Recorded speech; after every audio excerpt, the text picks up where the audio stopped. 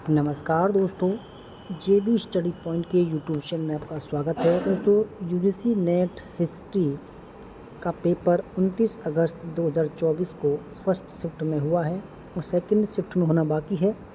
तो आइए शुरू करते हैं आज की कुछ सवाल जो मेमोरी बेस पर हैं। देखो, एक सवाल आया था कि अलवार संतों की संख्या कितनी थी। दोस्तों 12 थी। ठीक है। नैनार संतों की संख्या कितनी थी? तो 63 थी। तीसरा सवाल था, लॉर्ड कॉर्नवालिस ने स्थायी बंदोबस्त कहाँ लागू किया था सबसे पहले? ठीक है। तो बंगाल, बिहार, उड़ीसा में। ठीक है।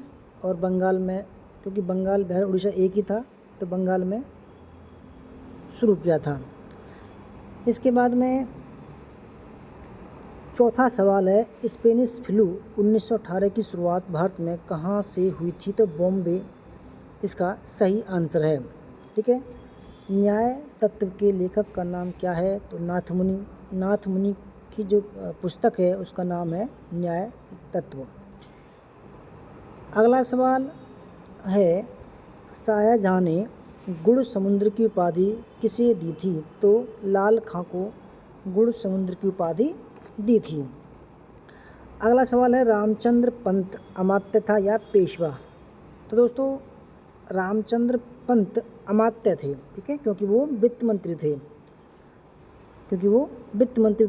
वित्त जो मंत्री था उसको अमात्य भी बोलते थे। ठीक है। इसलिए उनका पूरा नाम ही जो है रामचंद्र पंत अमात्य पड़ गया। अब एक सवाल आया था कि भाई जैसे कि अगस्त प्रस्ताव है, क्रिप्स मिशन है, कैबिनेट मिशन है, इनको क्रम में लगाना था।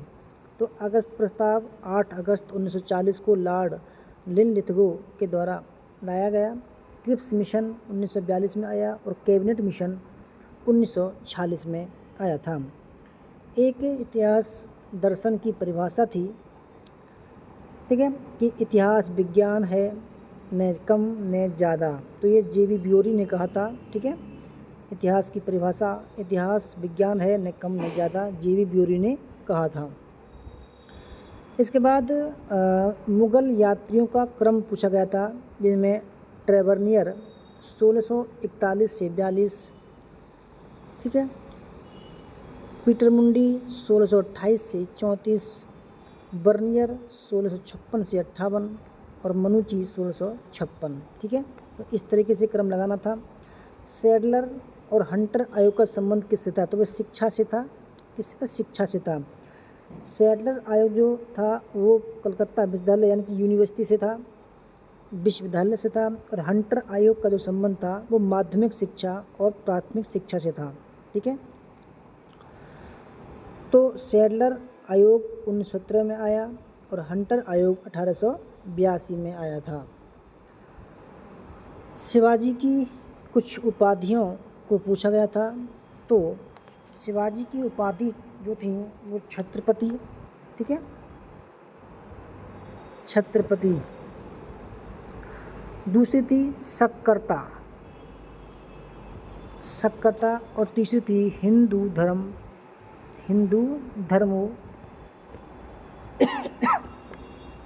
धर्मोद्धारक। ठीक है।